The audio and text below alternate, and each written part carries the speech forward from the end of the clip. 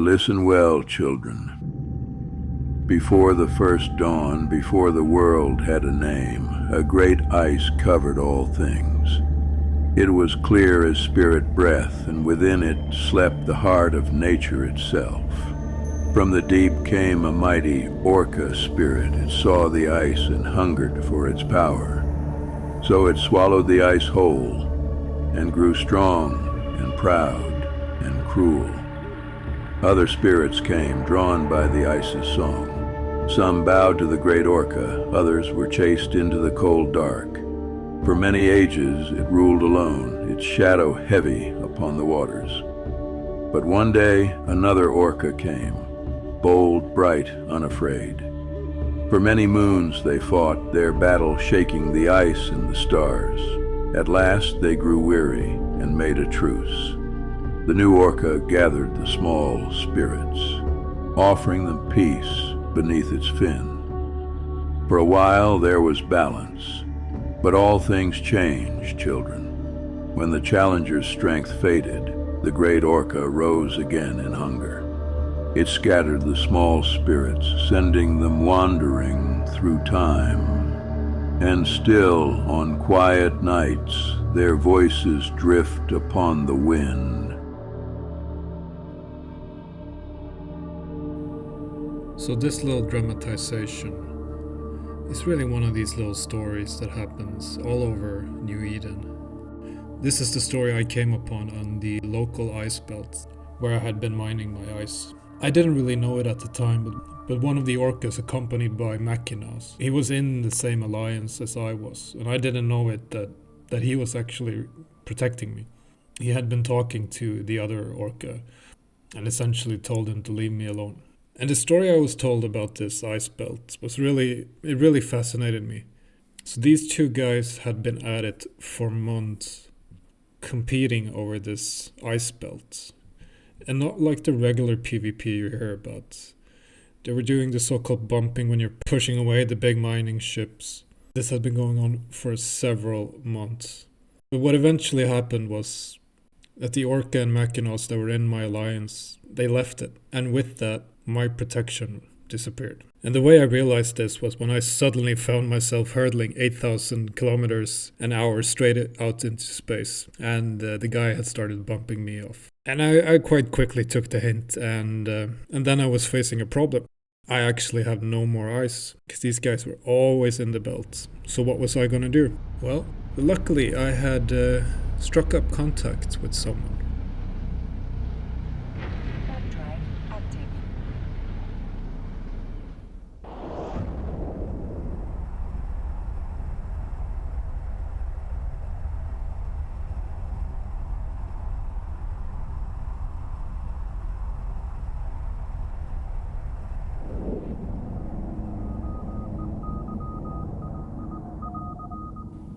I had been in talks with Thanak for a little bit, exchanged a few mails and added each other on Discord, and he graciously invited me to come down to their constellations, and I accepted.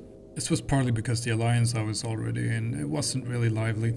It always felt that it was more for another alliance to have some people in their space, to use their facilities, but there was nothing really going on, which is absolutely fine. But in the end, EVE is a social game, and just a few days I've been here has been great. People welcoming me, and there's already been a few opportunities for sales and stuff like that. But yes, Ardco has joined the Plenitude Industrial Alliance, which of course is run by the Plenitude Corp. I have a feeling that me and Thanak have a lot of overlap in viewers because my series is essentially based on what he did. But if you don't know, you should go and check him out. He initially started out to try and create his own industrial empire, and almost by mistake created a large nullsec alliance, which is really what Plenitude is a part of. It's really the high-sec division of weapons of mass production, or WOMP. But I'll send a link so you can check out the series.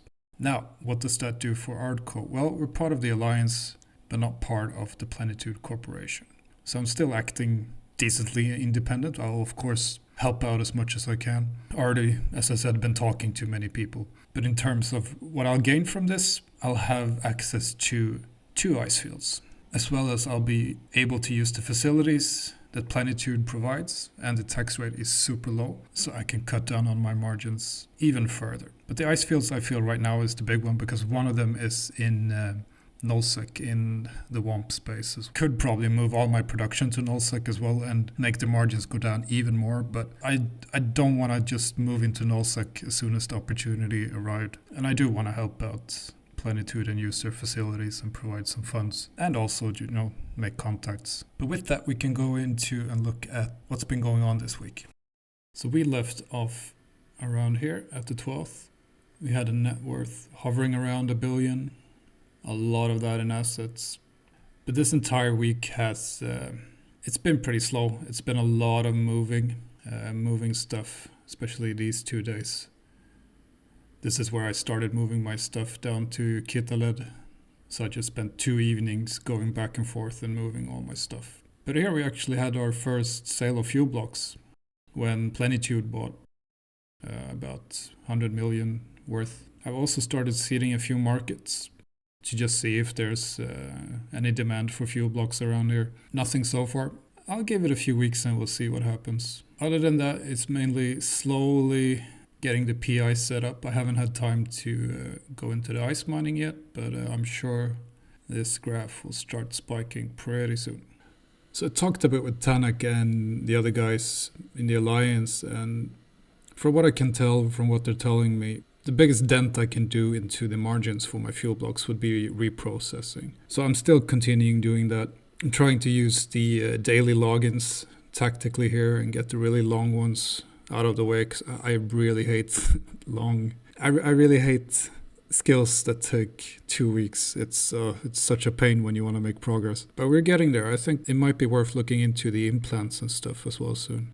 So I've been looking around a bit on the POCOs that are available. They are a bit spread out. Could probably use, there's a lot of Brave Empire POCOs in the area, which they're not that much more expensive. I want to use the Alliance's infrastructure. I found one system that has 4 planets I can use, and I figured I really want to focus on the coolant as one of the more expensive parts of the fuel block. And what I've done differently this time is I'm trying to not put everything on one planet. I'm trying to spread it out a bit more to see how it works. So I have an ice planet where I'm pulling out a lot of aqueous liquids. I have a gas planet where I'm pulling out not as many, but I'm pulling out decent amount of ionic solutions. I move these to a barren planet where I make electrolytes and water, and then I move those to the lava planet where I just have loads of factories to make coolant. I can already tell that I'm producing way more raw resources than the T1 planet can handle, and I do have another planet slot available. So I'm thinking maybe in this system I'll set up 2 T1 production planets, one for electrolytes and one for water.